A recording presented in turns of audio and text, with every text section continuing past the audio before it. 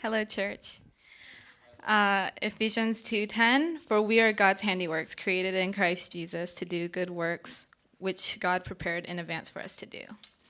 It's funny, I never really noticed the banners behind me, but it's actually how my spiritual life at Joy has panned out.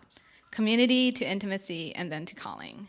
Community was through my first TLC, C2K, and has grown intimately to a circle of sisters who have diligently prayed for me and have encouraged me.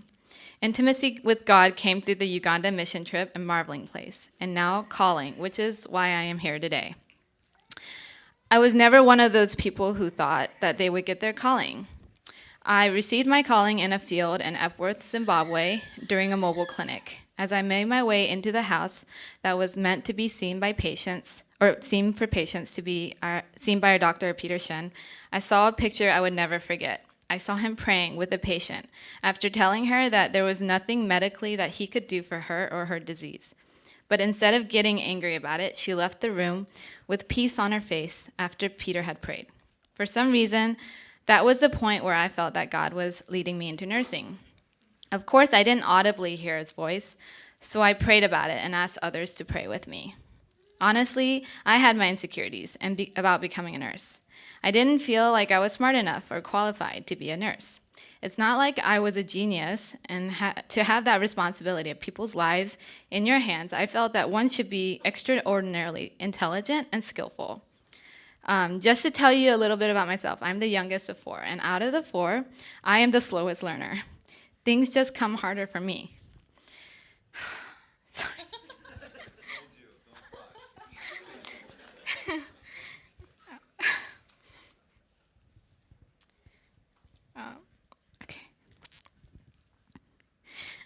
I'm not a math whiz or the smartest person.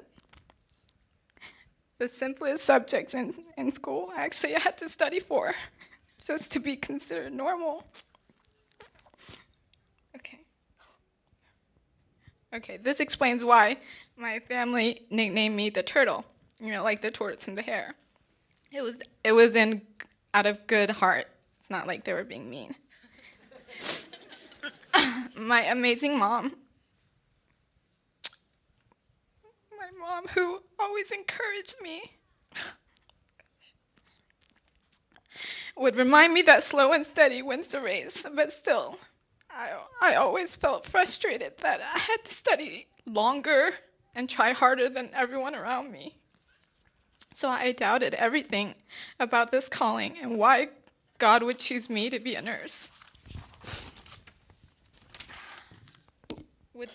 With that, I prayed a dangerous prayer that God would make it clear to me if I had heard him wrong.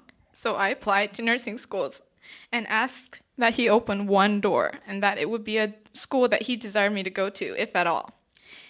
So he opened that one door to Seton Hall, but just because I got in didn't mean it was going to be easy. It was a really hard journey, but I realized that God was with me. I had friends constantly covering me in prayer. I would like to say, yeah, I was always positive and spiritually high and confident that God would make me a nurse, help me pass my boards, and get a job one day. But I wasn't. I doubted myself a lot and even doubted whether or not he had chosen me to be a nurse. I almost expected God to say, hey, I wasn't really pointing to you in Zimbabwe. I was pointing to the person behind you. But my God, who helped me through nursing school, was patient, even when I lacked in faith. He was gracious in giving me tokens. He always supernaturally provided me with grades that honestly I've never gotten before. There were so many moments when I had to look at the test, triple check, and see if that was really my grade. God also provided me with Professor Burns. She'd always remind me that you do your part of the equation and leave the rest to God. She helped me through my entire nursing process. Through her nomination for the Servant Leadership Award, I was given the opportunity to publicly share my faith and to testify why I had chosen to dedicate my life to serving others through nursing.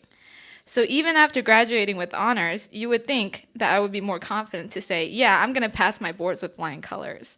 No, again, I still heard that discouragement and lies of the enemy on repeat in my head. I wasn't good enough. I wasn't adequate enough.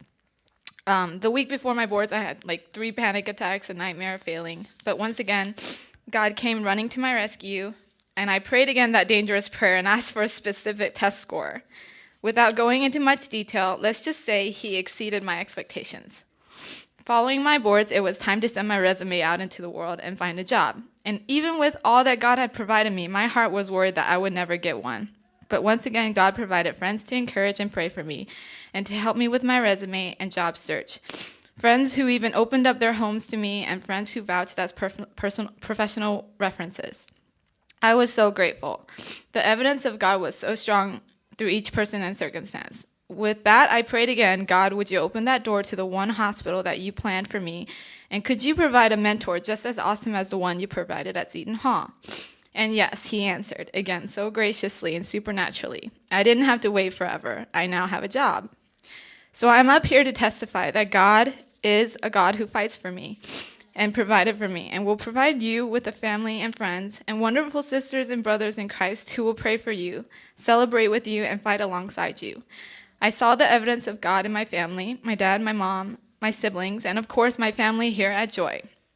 It was through specific prayers that God answered, and how he answered them that made me realize that nursing was not a mistake and I didn't hear him wrong. I understand through this process why certain doors were opened and closed, and even why certain friends and TLC members were involved in this journey. God fought for me through community. God fought to have an intimate relationship with me.